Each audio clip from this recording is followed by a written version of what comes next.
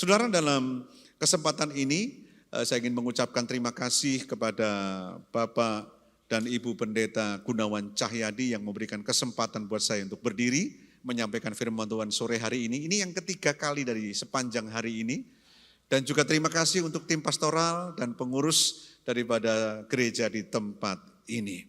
Saya akan memberikan sebuah judul dari sharing saya sore hari ini adalah garis pertahanan yang pertama.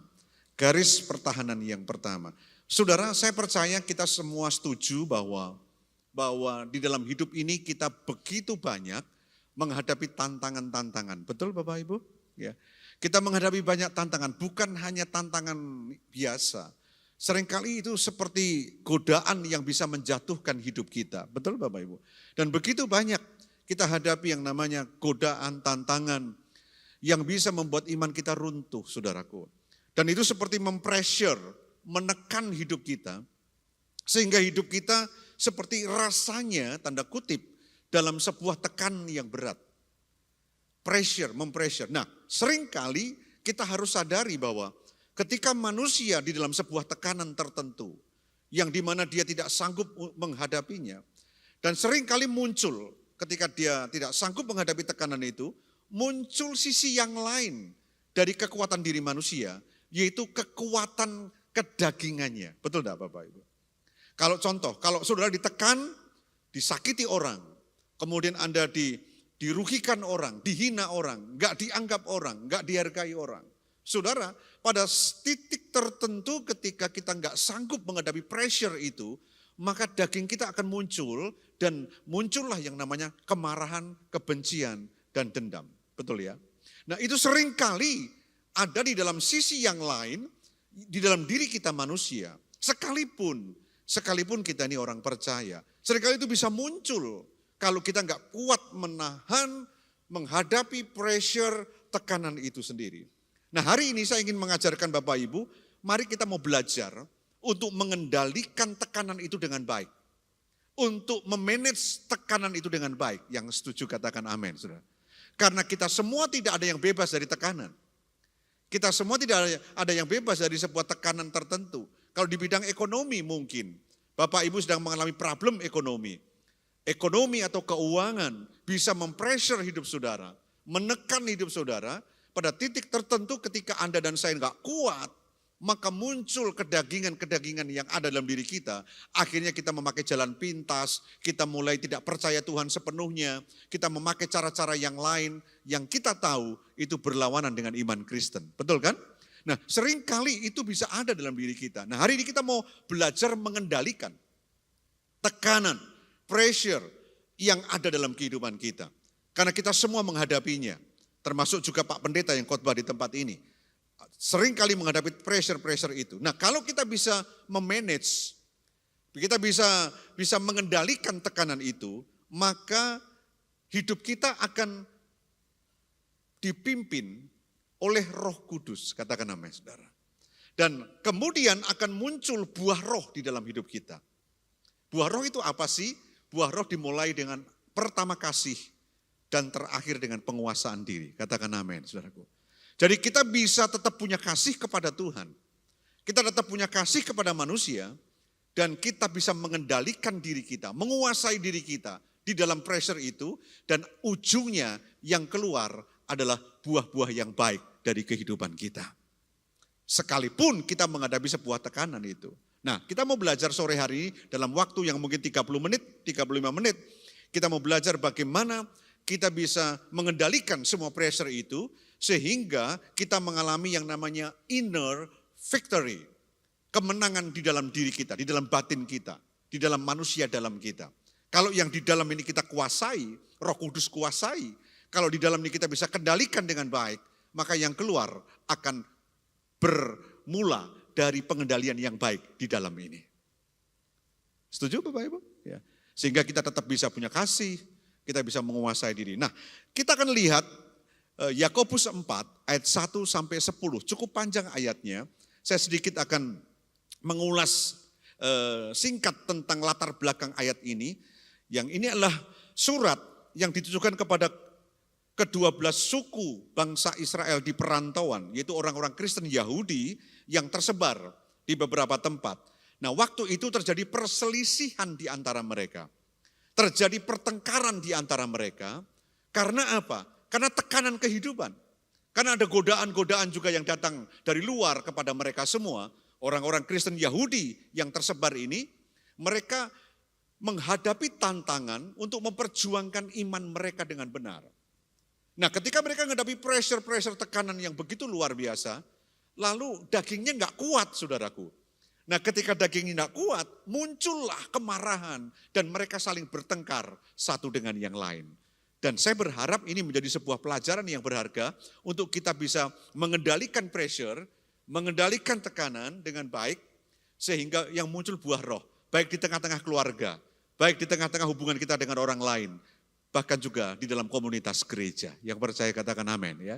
Kita mau belajar ya bersama-sama. Yakobus pasal yang keempat, ayat yang pertama sampai 10. Saya baca di dalam bahasa Indonesia masa kini, saudaraku. Dikatakan demikian.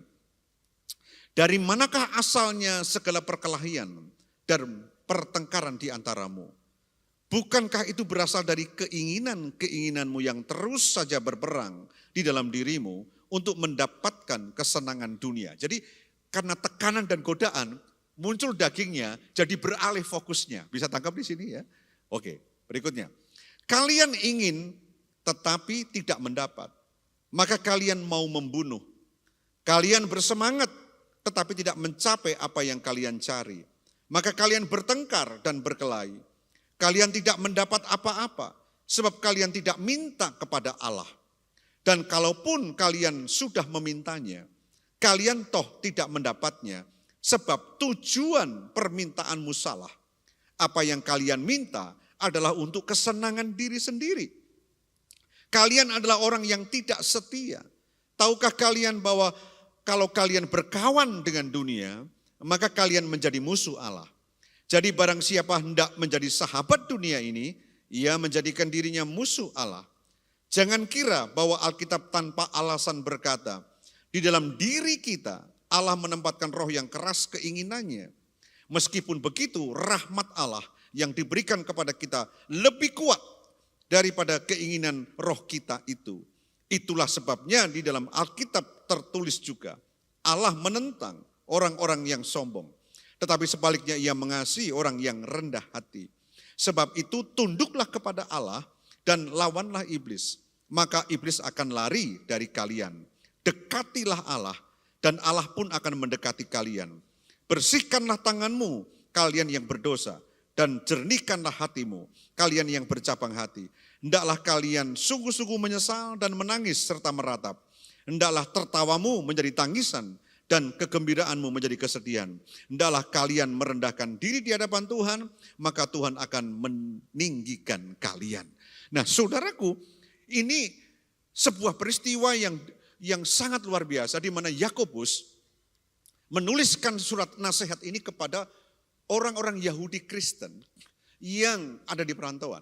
Dan ketika mereka hidup di perantauan itu, mereka menghadapi begitu banyak tantangan dan godaan juga.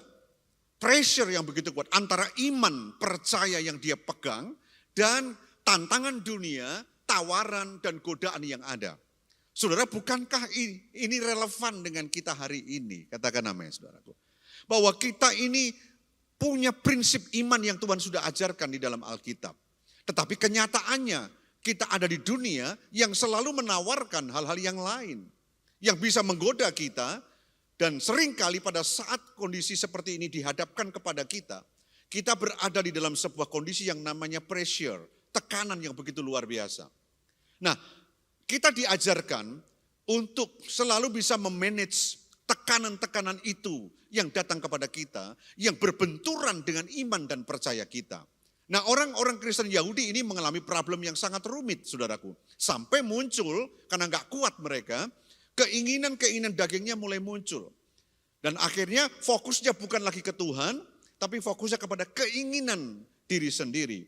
Dan terjadilah pertengkaran di antara mereka, perselisihan di antara mereka. Dan mereka seperti lepas kontrol dan dikendalikan dengan hawa nafsu itu, saudaraku. Nah, lalu pertanyaannya adalah, Apa yang harus kita lakukan ketika kita menghadapi situasi yang seperti ini? Yakobus memberikan 2 strategi, saudara. Ada 2 strategi di dalam peperangan kita melawan pencobaan yang berakar dari keinginan-keinginan kita yang terus saja berperang di dalam diri kita sendiri. Karena godaan tadi, karena pressure itu. Yaitu 2 strategi itu, yang pertama adalah tunduk kepada Allah menurut Yakobus dan lawanlah iblis. Katakan amin, saudaraku. Tunduk kepada Allah dan lawanlah iblis. Dalam konteks pemikiran Yakobus ketika dia memberikan surat nasihat kepada orang-orang Kristen Yahudi yang di perantauan itu, saudaraku. Kamu ini sudah terjerat, istilahnya begitu. Kamu ini sudah terkungkung. Hidupmu sudah seperti diperbudak oleh keinginan-keinginanmu sendiri. Yang terus berperang di dalam dirimu. Dan kau gak bisa ngatasi itu. Dan kalau kamu mau ngatasi, hanya ada 2 strategi. Yang pertama, tunduk kepada Allah dan lawanlah iblis. Nah, apa artinya tunduk kepada Allah, saudaraku? Ada 2 hal yang saya mau sampaikan. Yang pertama, tunduk kepada Allah itu berarti menyerahkan seluruh hidup, kehendak diri, bahkan keinginan daging, keinginan hati kita kepadanya. Menyerahkan sepenuhnya. Katakan amin, saudaraku. Saudara, mungkin ini kata-kata yang sangat susah dipahami. Saya kasih contoh yang paling simpel, saudaraku. Kalau saya menyerahkan kunci mobil ini kepada Bapak Pendeta Arton, ya, yes ya Pak ya. Saya serahkan kepada beliau. Saudara, saat itu kunci ini sudah tidak ada di dalam tangan saya, betul enggak? Berpindah tangan dari tangan saya kepada beliau. Sudah enggak ada di dalam diri saya. Nah, kata menyerahkan itu sesimpel itu artinya. Artinya apa? Segala hal yang bukan dari Tuhan, yang itu menjadi keinginan kita yang kuat, yang dikatakan tadi berperang dalam diri kita. Karena pressure tadi, muncul keinginan daging, maka Tuhan berkata, tunduk kepada Allah, itu serahkan segala keinginanmu kembali kepada Tuhan. Katakan amin, saudaraku. Dan kemudian lawanlah iblis. Loh, apa hubungannya Pak iblis dalam hal ini? Ingat baik-baik saudara, iblis itu selalu menjadi pribadi yang tukang ngompor-ngompori. Betul enggak saudara? Halo? Ya. Dia itu mengompori hati kita. Coba kalau Anda sedang disakiti orang, kalau Anda sedang ekonominya masalah besar, ditipu orang, saudara, apa hubungannya iblis di dalam bisnis? Apa hubungannya iblis di dalam ketika Anda disakiti? Oh ada sekali, dia hanya ngomporin aja. Ketika Anda sedang berperang melawan keinginan dagingmu, untuk melawan, untuk sakit hati, untuk dendam, untuk tidak mengampuni, iblis datang dan dia kompor-komporin. Ayo, terus, ayo. Betul kan saudara? Itu tugasnya dia. Nah itu sebabnya di awal tadi saya berkata, memanage sebuah pressure, tekanan itu enggak gampang. Enggak gampang. Sampai kemudian kita bisa menang dan mengeluarkan buah roh dalam hidup kita. Nah saudaraku, ini yang terjadi kepada mereka. Mereka dikuasai oleh kehendak diri sendiri lagi. Fokusnya sudah mulai hilang. Makanya tunduklah kepada Allah. Menyerahkan apa yang menjadi keinginan dalam hidupmu kembali kepada Tuhan. Dan yang kedua, arti tunduk itu adalah mendekat. Di dalam surat Yakobus itu, mendekatlah kepada Allah. Allah akan mendekat kepadamu. Katakan amin saudaraku. Mendekat kepada Allah. Jadi kalau saudara dalam situasi kena pressure seperti itu, yang bisa memancing keinginan daging kita keluar, jangan melakukan hal yang lain kecuali mendekat kepada Tuhan. Katakan amin, saudaraku. Mendekat kepada sumber daripada kehidupan saudara, yaitu Tuhan. Mendekat kepada Tuhan. Saudaraku yang dikasihi Tuhan, saya tulis di sana, next tolong ditayangkan. Kita tidak bisa melawan iblis sebelum kita tunduk kepada Allah. Itu sebabnya dimulai dari apa saudaraku? Tunduklah kepada Allah, baru lawanlah iblis. Kalau kita masih setengah hati sama Tuhan, kalau kita belum bisa memanage ini dengan tunduk kepada Tuhan, menyerahkan kepada Tuhan, mendekat kepada Tuhan, Anda tidak akan pernah bisa melawan iblis. Itu sebabnya urutannya Yakobus berkata, tunduklah kepada Allah dan lawanlah iblis. Jadi kita akan bisa melawan iblis setelah kita tunduk kepada Allah. Yang setuju katakan amin. Saudara. Tanpa kita tunduk kepada Allah, kita tidak bisa melawan iblis.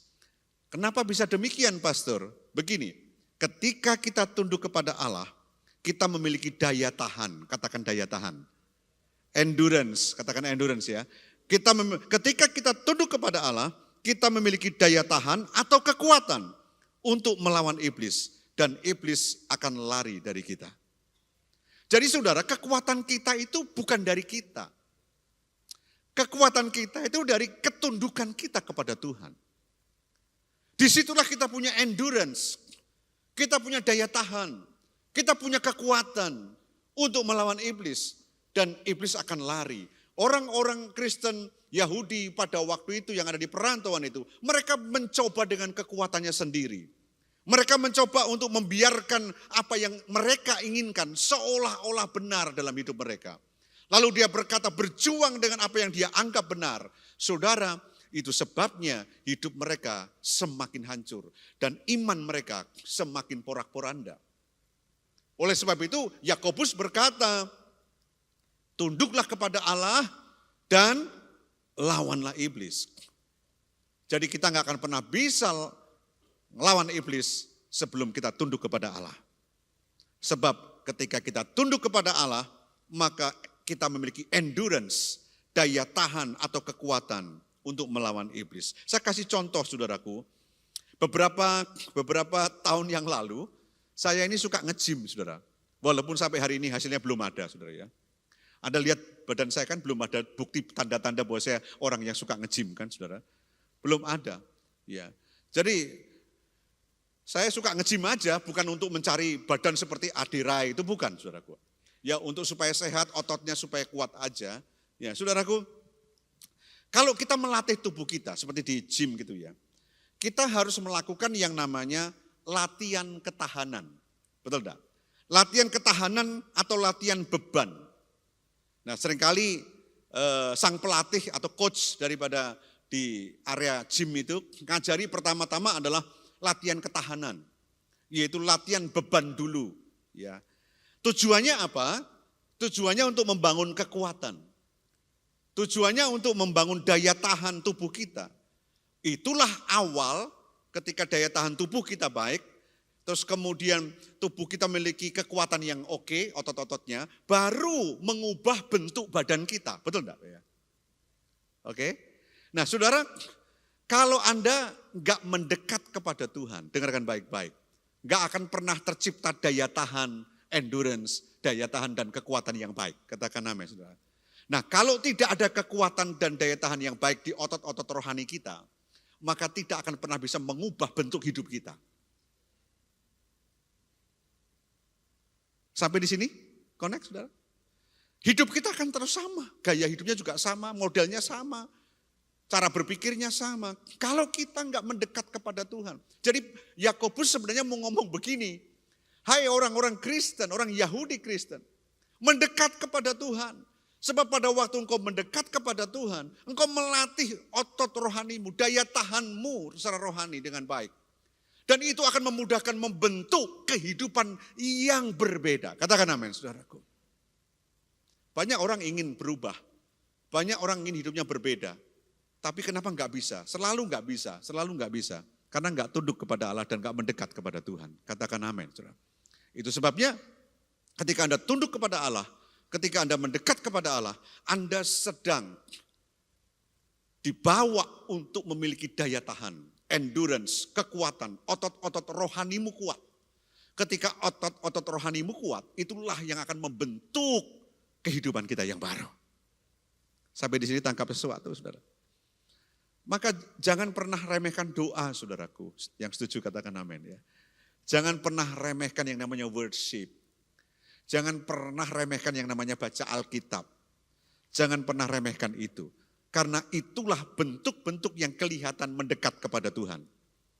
Dan itu akan membuat otot rohani Bapak Ibu kuat. Punya endurance yang kuat. punya kekuatan yang cukup. Nah, ketika itu ada, maka akan membentuk sebuah kehidupan yang baru yang Anda inginkan. Katakan amin, saudaraku. Sehingga Anda gak frustasi dengan hal itu. Banyak orang yang datang kepada saya, Pastor, saya ini mau begitu tapi kok gak bisa, kenapa? Saya tanya sama dia, apa yang kamu lakukan? Ya, apa yang kamu lakukan? Dia ngomong begini, aku sudah dengerin khotbah setiap minggu. Aku sudah datang ke KKR, itu baik. Tetapi secara pribadi, Anda harus tunduk kepada Allah dan mendekat kepada Tuhan. Iya. Renunganlah pribadi, baca Alkitab. Baca Alkitab enggak setiap hari? Enggak pernah. Sembayang jarang. Ya kan? Bagaimana bisa membentuk sebuah endurance yang kuat? Daya tahan otot rohaninya enggak kuat. Maka tidak akan memungkinkan terbentuk sebuah kehidupan bentuk yang berbeda. Katakan amin, saudaraku. Iya kan?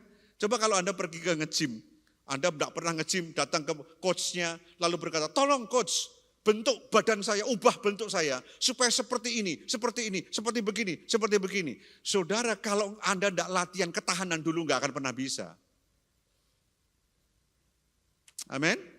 Karena dibentuk dari situ dulu ototnya, supaya bisa membentuk sesuatu yang lain. Nah, saudaraku, ketundukan kita kepada Allah akan membuat roh kita akan semakin kuat. Yang setuju katakan amin, saudara. Roh kita akan semakin kuat. Nah, kalau roh kita semakin kuat, kita bisa handle, kita bisa manage semua pressure yang ada. Yang setuju katakan amin ya. Kita bisa handle, kita bisa tangani pressure yang ada dalam hidup kita. Godaan apapun, dengarkan baik-baik. Godaan apapun yang datang kepada kita, kalau roh kita kuat, saudara, roh yang kuat itu bisa handle semuanya. Yang setuju katakan amin, saudara. Iya kan? Nah, saudara, melawan atau menolak iblis itu bukan sekedar menengking, saudaraku. Bukan sekedar menengking roh, bukan sekedar menengking. Menengking itu baik, tapi bukan sekedar menengking. Kadang-kadang di dalam hidup ini ada hal yang tidak perlu ditengking. Katakan amin, saudara.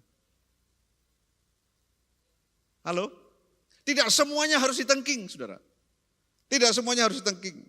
Sebab lebih jauh seringkali itu berbicara tentang kehidupan yang benar-benar dibangun di atas dasar kebenaran firman Tuhan. Enggak perlu ditengking. Contoh, males baca Alkitab, enggak perlu ditengking. Halo? Bapak Ibu? Pak, saya sudah tengking terus setiap hari, Pak. Saya malas baca Alkitab. Kok enggak bisa ya, Pak? Ya memang enggak ditengking itu. Harus keputusan pribadi. Membuat keputusan bahwa saya harus membaca Alkitab. Katakan amin, saudaraku. Iya kan, Pak, saya kalau doa kok ngantuk ya Pak ya. Saya tengking roh ngantuk, enggak bisa saudara. Anda harus berketetapan hati bahwa doa itu penting. Anda datang kepada Tuhan, kalau fokusnya ke Tuhan, pasti enggak ngantuk, katakan namanya. Bisa tangkap sesuatu di sini. Jadi ini bukan berbicara soal hanya tengking-tengking, tapi kehidupan yang benar-benar dibangun di atas dasar kebenaran firman Tuhan. Saudara, kita tidak mungkin bisa menang atas peperangan kita melawan daging keinginan kita dan kepuasan diri kita tanpa tunduk kepada Tuhan. Saudara, saya seringkali sedih ya, lihat banyak orang Kristen, tapi di sini enggak ada. Mungkin hanya di tempat saya aja yang banyak, saudara. Ya. Jadi selalu begini, orang itu kalau sudah mentok, semua kesana sini mentok, sudah enggak ada itu, baru kemudian datang ke Tuhan. Betul enggak kira-kira?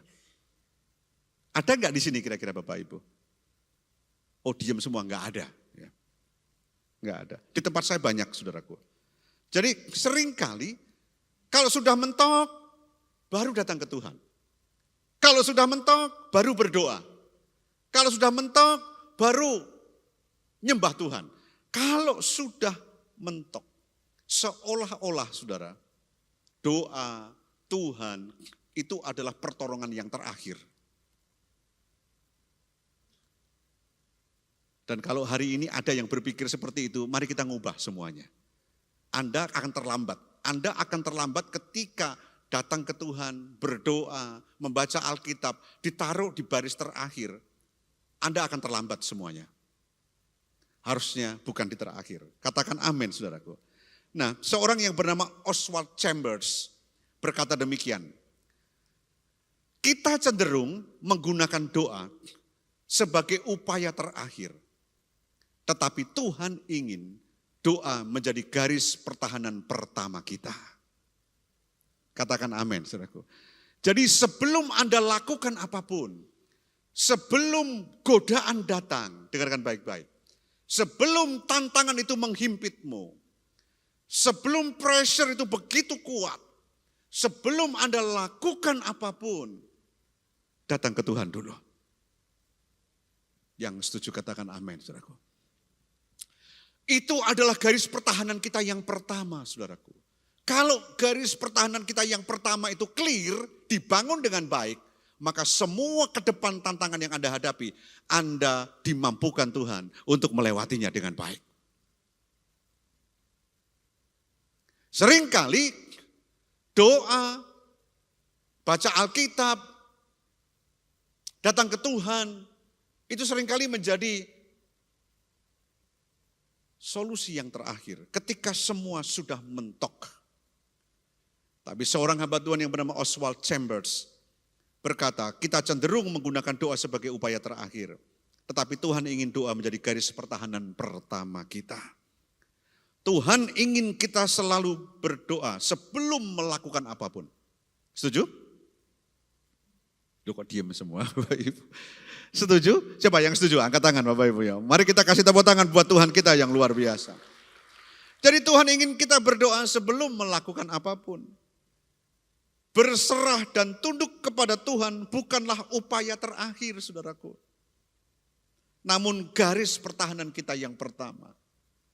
Wah, kalau sudah mentok sana sini, mentok sama sini, aku baru datang ke Tuhan menyerah. Bisa sih, Tuhan pasti akan tolong. Tetapi sayang, katakan amin, saudaraku. Halo? Tapi sayang. Mestinya itu menjadi garis pertahanan yang pertama. Sebelum kita melakukan apapun, Tuhan, aku bawa hidupku kepadamu hari ini. Sebelum aku menghadapi banyak hal dalam hari itu, mamanya, dalam satu hari itu. Bangun tidur sebelum ketemu masalah, sebelum ketemu orang lain, sebelum ketemu tantangan di luar sana. Bangun tidur sudah, Tuhan, aku berserah sepenuhnya, aku tunduk kepadamu, aku datang kepadamu, nyembah, berdoa, baca Alkitab. Itu sebagai garis pertahanan yang pertama kita. Saudara, pertanyaannya begini, apakah menjamin Pastor David bahwa kalau kita sudah menempatkan itu yang pertama, jalan kita mulus? Enggak ada jaminan. Tetapi itu kekuatan kita untuk menghadapi itu semua. Katakan amin. Itu adalah kekuatan kita untuk membuat sebuah decision, keputusan di tengah-tengah yang sulit. Dan keputusan kita benar, katakan amin, saudaraku. Nah, saya mencoba berpikir ulang dalam kehidupan ini, saudaraku. Banyak orang Kristen yang seringkali selalu kalau sudah mentok sana, mentok sini, mentok situ baru datang ke Tuhan. Bisa sih, Tuhan bisa tolong. Tapi artinya sudah banyak hal yang Anda hadapi dan benturan-benturan yang begitu kencang yang membuat Anda capek dan lelah. Katakan amin, saudaraku. Tapi kalau seandainya itu menjadi garis pertahanan yang pertama, datang ke Tuhan, berdoa, menyerahkan semuanya di garis pertahanan pertama, saya yakin Anda tidak akan kehilangan banyak dalam menghadapi tantangan semuanya itu. Dan Anda akan bisa menang dengan luar biasa. Saudaraku yang dikasihi Tuhan, pertanyaan yang penting dalam hidup kita adalah seperti ini. Hidup kita ini dipimpin oleh siapa? Ini pertanyaan yang penting. Kita mau jujur ya kepada diri kita sendiri. Termasuk saya juga. Hidup kita ini sebenarnya dipimpin oleh siapa? Oleh diri kita sendiri atau oleh Tuhan? Lalu kemudian kita ini mau tunduk kepada siapa? Tunduk kepada kemampuan kita, merasa kita mampu, dan kita mau tunduk hanya kepada diri kita sendiri atau mau tunduk kepada Tuhan? Nah, saudara, bila ada pertanyaan, mengapa Pak saya sering kalah dalam pergumulan melawan kedagingan seperti begini ini? Godaan, dan kemudian dalam pressure tertentu saya selalu kalah. Jawabannya sederhana, saudara. Bagaimana bisa menang kalau kita lebih mengikuti apa yang menjadi keinginan diri sendiri dibandingkan mengikuti apa yang Tuhan mau? Katakan amin, saudaraku. Itu pertanyaannya dan itu jawabannya. Bagaimana kita bisa menang? Anda bisa bayangkan beginilah, kalau Anda setiap hari makan bubur terus, dari pagi, siang, malam, 1 bulan makan bubur, sangat tidak mungkin engkau berharap bahwa, maaf saudara, bahwa ketika Anda keluarkan tenaga saudara, ketika ditekan menghadapi banyak masalah, atau Anda lari, atau Anda mungkin ikut olahraga dan sebagainya, nggak mungkin cukup bahwa bubur itu untuk bisa membuat Anda kuat. Betul kan saudaraku? Amin. Dan yang kedua, saya kasih contoh. Air itu saudara, di busa, di spon, kalau sponnya itu basah, banyak air di situ, ditekan semakin kuat, di pressure semakin kuat. Yang keluarkan yang ada di dalam spon itu kan, air itu sendiri. Nah saudara, kalau Anda tidak dengan Tuhan, dengarkan, maka ketika pressure itu datang, pasti yang keluar dari mulut kita, yang keluar dari pikiran kita, yang keluar dari sikap hati kita, pasti bukan yang datang dari Tuhan kan? Betul kan? Kemarahan, jengkelan, dan sebagainya. Jadi sekarang siapa sebenarnya yang memimpin hidup kita? Hidup kita ini dipimpin oleh siapa? Itu penting. Kita tunduk kepada siapa? Itu penting. Saudaraku yang dikasih Tuhan, saya mau bersaksi sedikit. Saya sadar betul bahwa saya dilahirkan dari kondisi yang tidak baik-baik, dalam arti bahwa saya ini punya karakter yang jelek banget.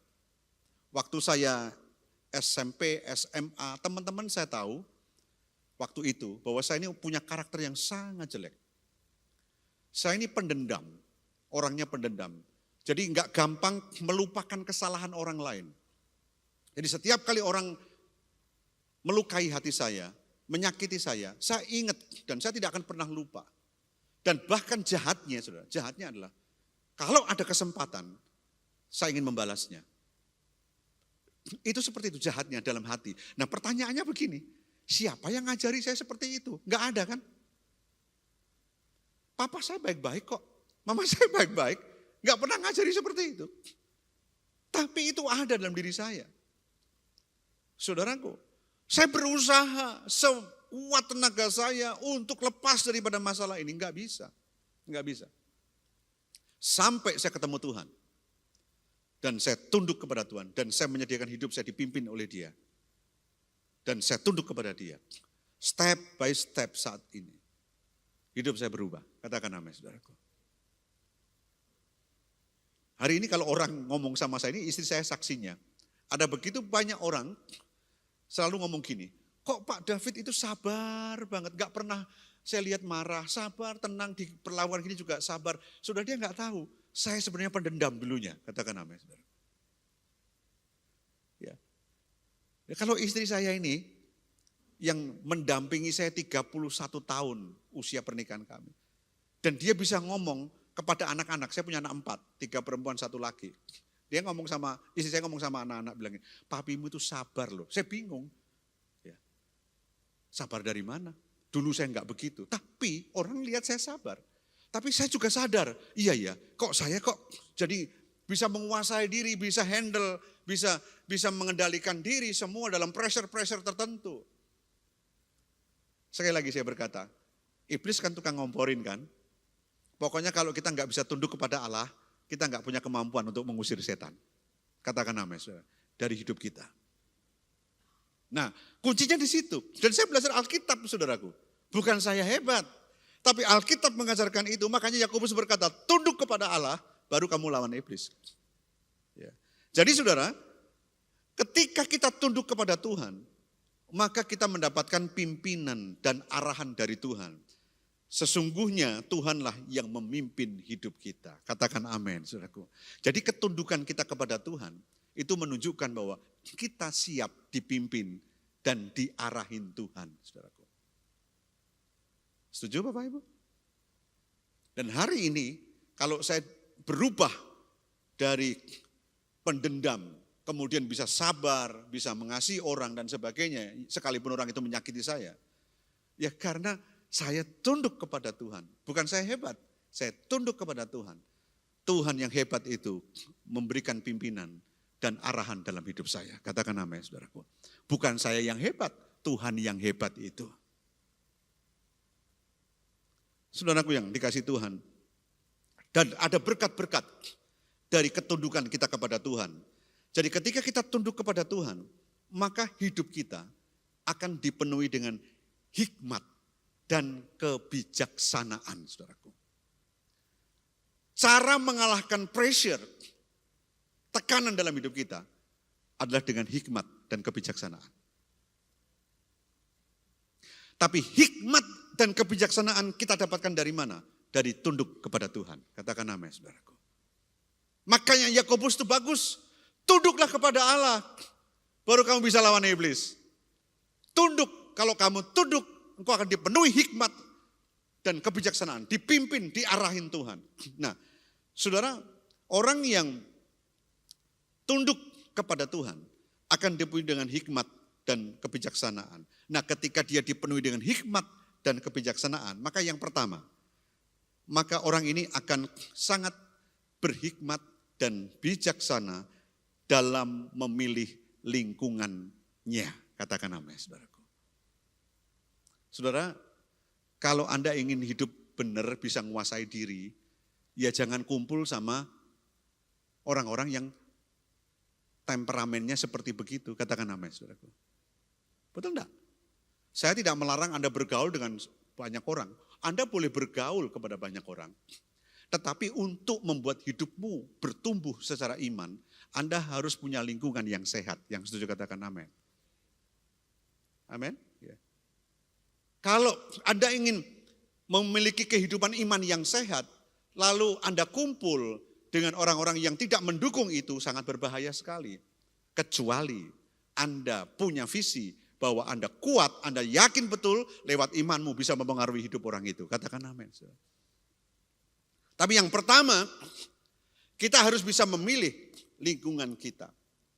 Dalam kitab Amsal 13 ayat yang ke-20 berkata begini.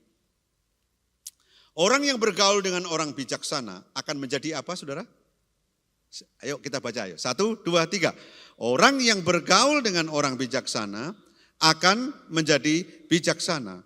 Orang yang bergaul dengan orang bodoh akan celaka. Itu dalam bahasa Indonesia sehari-hari ya. Jadi Alkitab berkata, kalau kamu ingin bijaksana, bergaullah dengan orang yang bijaksana. Pilih lingkungan hidup, lingkungannya dengan baik.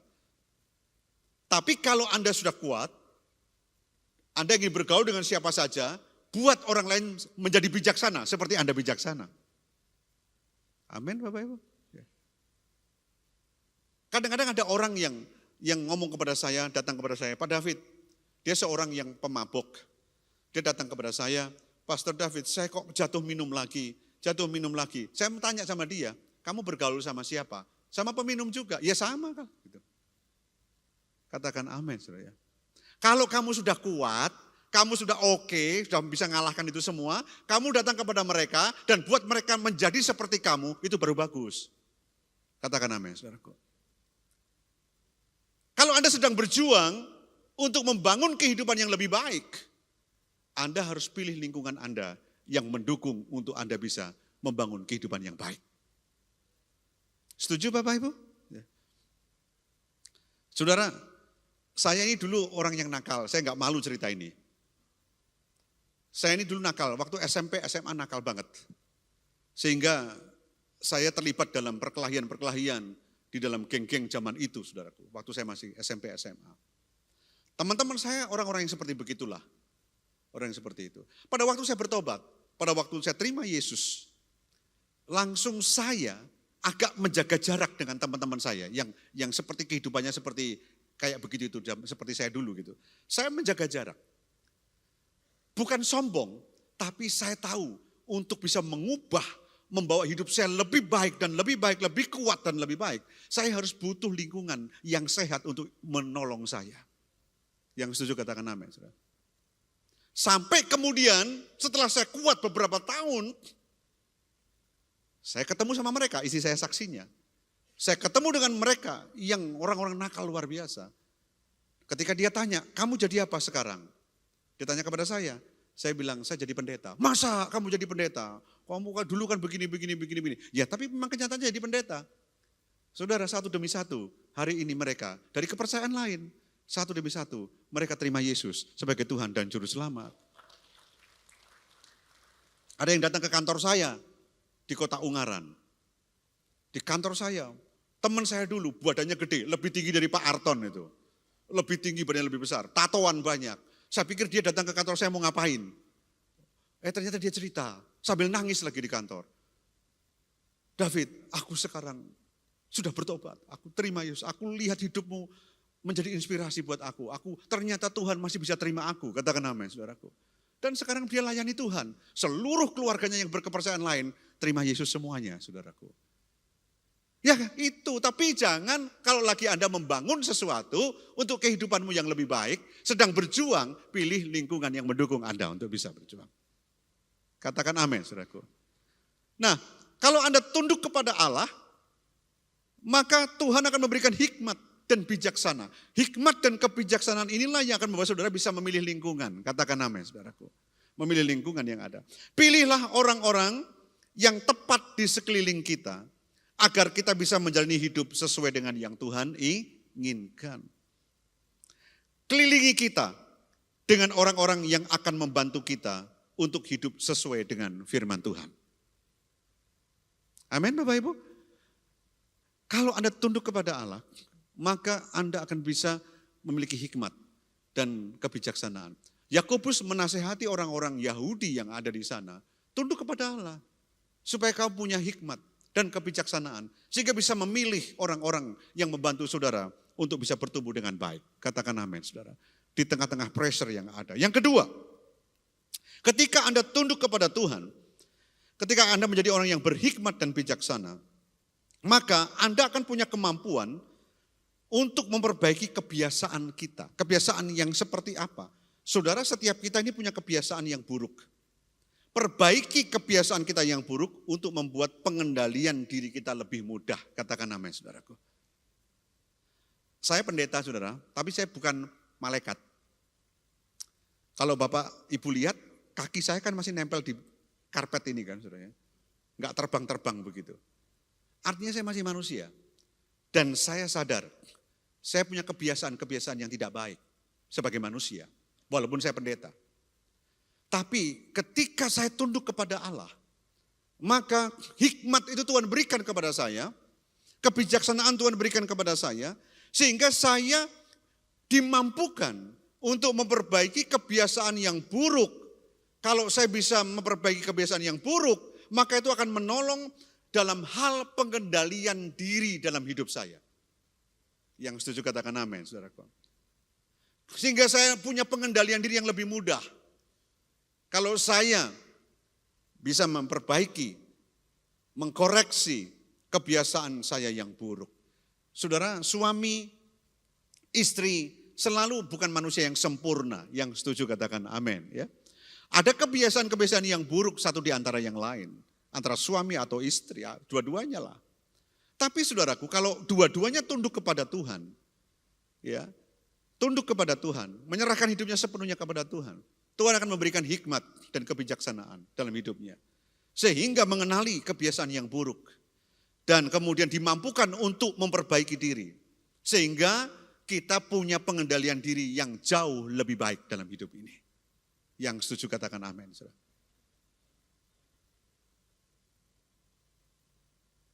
Dan yang ketiga, ketika Anda memiliki hikmat dan kebijaksanaan dalam hidupmu, ketika tunduk kepada Allah, maka Anda dimampukan untuk mengatur ulang perhatian kita. Apa maksudnya Pastor David? Saudara, next tolong ditayangkan. Ya, kita tidak bisa mengubah situasi di sekeliling kita, betul? Ya kan? Orang-orang Kristen di perantauan waktu itu, orang-orang Kristen Yahudi tidak bisa mengubah situasi di sekelilingnya, betul? Ya. Nggak bisa. Karena itu di luar kendali mereka, di luar kendali kita juga. Tetapi kita bisa mengubah perhatian kita dari hal-hal yang bisa membuat kita terjatuh dalam dosa. Katakan amin, saudaraku. Jadi kita nggak bisa tuntut orang lain. Jangan gitulah, jangan goda akulah. Jangan datanglah masalah ini, jangan datanglah masalah itu, nggak bisa saudaraku. Tapi ketika kita tunduk kepada Allah dan kita punya hikmat dan kebijaksanaan, kita akan dimampukan mengatur ulang perhatian kita, mengubah perhatian kita. Tidak lagi kepada godaannya, tidak lagi kepada masalahnya yang bisa kita membuat jatuh, tetapi kepada Tuhan. Katakan amin, saudaraku. Mengatur ulang.